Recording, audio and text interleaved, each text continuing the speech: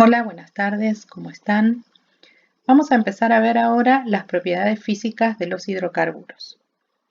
Lo que ven en la imagen son las torres de extracción, como ya vimos, las famosas cigüeñas en el caso de la extracción del petróleo. Recuerden siempre que el petróleo es la fuente natural principal de hidrocarburos.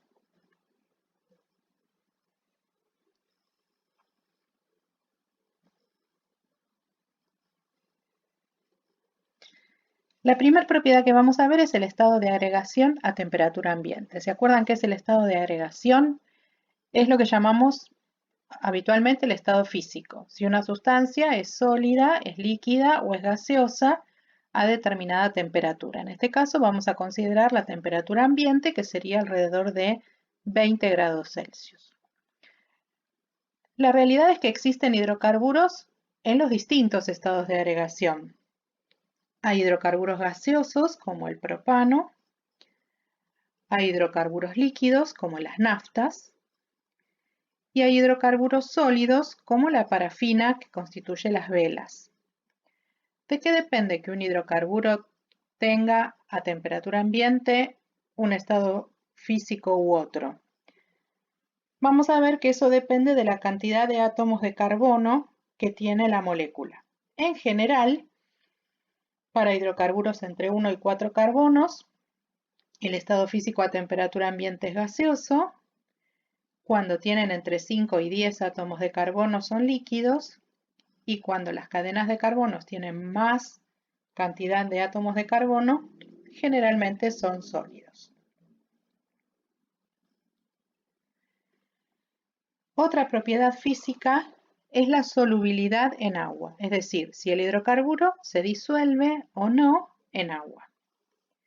Para eso vamos a recordar una situación que se dio hace algunos años con ciertos derrames de petróleo en el mar que ocasionaron que las aves, como los pingüinos, quedaran empetrolados, lo cual no solamente los contaminó, los perjudicó a los pingüinos, sino que además fue muy difícil tratar de recuperarlos en cuanto a la limpieza. Esto tiene que ver con que los hidrocarburos son insolubles en agua.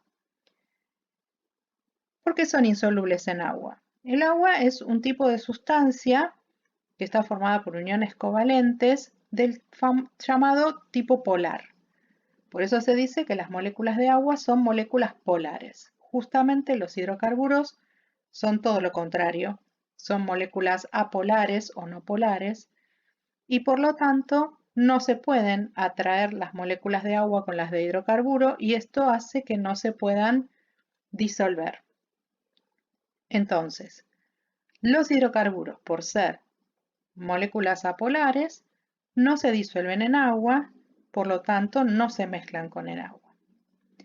El tema de limpiar un animal empetrolado es complicado porque lo que habría que usar para limpiarlos serían un tipo de solventes llamados solventes orgánicos que generalmente resultan tóxicos para el animal.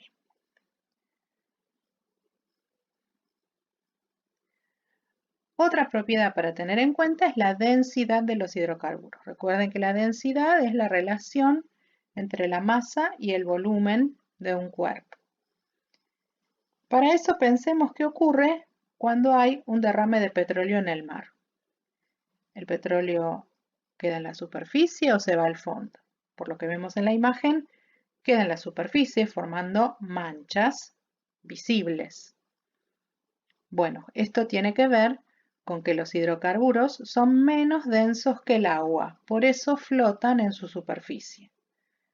¿Sí? Cualquier sustancia que tenga menor densidad que otro va a flotar en su superficie. Esto es lo que ocurre con los hidrocarburos. En general, son menos densos que el agua.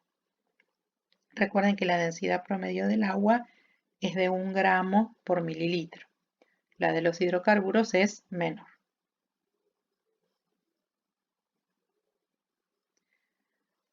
Otra propiedad que vamos a tener en cuenta es el punto de fusión y ebullición. Primero recordemos a qué se llama punto de fusión y ebullición. Es la temperatura a la cual Una sustancia sólida pasa a líquida, eso es punto de fusión, o una sustancia líquida pasa a ser un gas, eso es punto de ebullición. Habitualmente nosotros decimos cuando se derrite o cuando hierve. Esas serían las palabras vulgares que usamos para estos cambios. Se habla de punto de fusión y ebullición y no de temperatura de fusión y ebullición cuando el proceso ocurre a una presión de una atmósfera. Si la presión es diferente, en vez de hablar de punto, se habla de temperatura de fusión y de ebullición. Miremos este cuadro. Acá tienen hidrocarburos, todos son alcanos y todos son lineales. Metano, etano, propano, butano, etc. A medida que vamos bajando en la tabla, va aumentando la cantidad de átomos de carbono. Y fíjense qué pasa con el punto de fusión y de ebullición. Empecemos, por ejemplo, con el punto de ebullición. A medida que vamos descendiendo en la tabla, la temperatura va aumentando. Menos 164, menos 88,6, menos 42,1, menos 0,5, etc. Y con el punto de fusión pasa lo mismo. A medida que vamos avanzando en la tabla, con cierta excepción acá, hay una irregularidad aquí, pero la temperatura va aumentando. Entonces, podemos hacer o sacar una primera conclusión. Los valores de punto de fusión y de ebullición en los hidrocarburos aumentan con el aumento de la cantidad de átomos de carbono. Por ejemplo, sin tener estos valores, podríamos decir que el propano tiene mayores puntos de fusión y ebullición que el metano, teniendo en cuenta esta situación.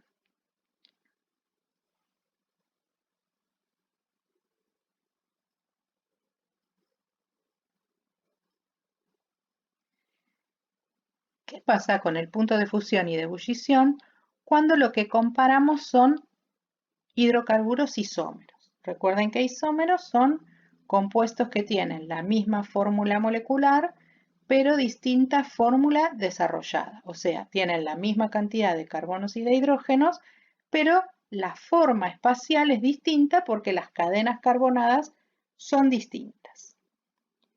Miremos algún ejemplo. Acá tenemos 3 isómeros.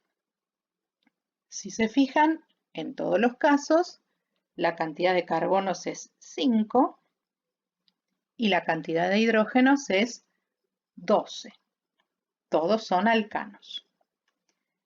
El primero es el pentano y su punto de ebullición es 36 grados.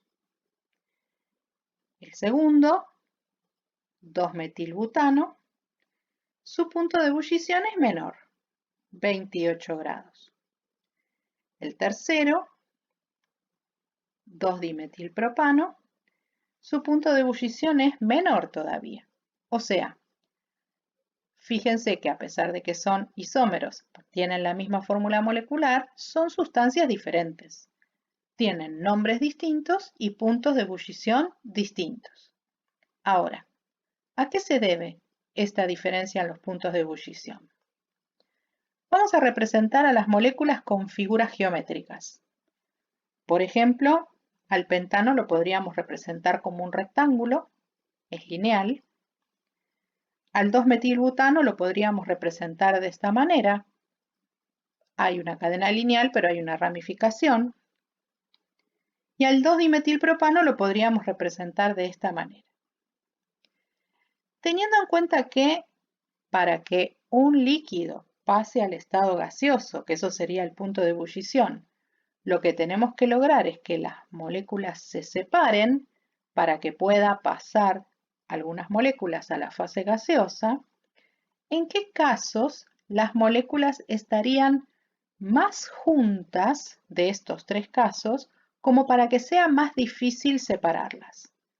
¿Con una forma lineal o con formas ramificadas? Seguramente va a ser más difícil o van a estar más juntas las moléculas cuando las moléculas sean lineales. ¿Por qué? Porque no hay impedimento para que se acerquen. En cambio, cuando hay ramificaciones, para que estén cerca las moléculas, se encuentran con el impedimento de las ramificaciones. Entonces, al estar más cerca, están más atraídas, por lo tanto, es más difícil separarlas, por lo tanto, hay que entregar más energía y por lo tanto el punto de ebullición va a ser mayor, en el caso del alcano lineal que en el caso de los alcanos ramificados. Inclusive, cuantas más ramificaciones haya, más difícil va a ser que se acerquen y por lo tanto van a estar más alejadas. Si están más alejadas, es más fácil separarlas y por lo tanto el punto de ebullición es menor. Entonces, si las moléculas son lineales, pueden acercarse más entre ellas, la fuerza de atracción es mayor y es más difícil separarlas para que se produzca el cambio de estado. Entonces, en el caso de los isómeros, siempre el isómero lineal va a tener el mayor punto de ebullición y también esto vale para el punto de fusión, que un isómero que tenga ramificaciones.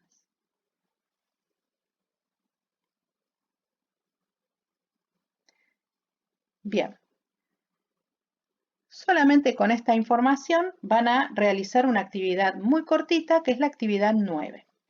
La actividad 9 tiene, en principio, el punto 1 y el punto 2, dos preguntas para que ustedes expliquen con varios ítems en qué casos, por ejemplo, tienen mayor o menor punto de ebullición o por qué un determinado hidrocarburo es gas o líquido o sólido a temperatura ambiente. O sea, mirando el video pueden responder estas preguntas. La idea es que cada uno los responda en forma personal, de la mejor manera que puedan, y luego envíen las respuestas a través de la tarea.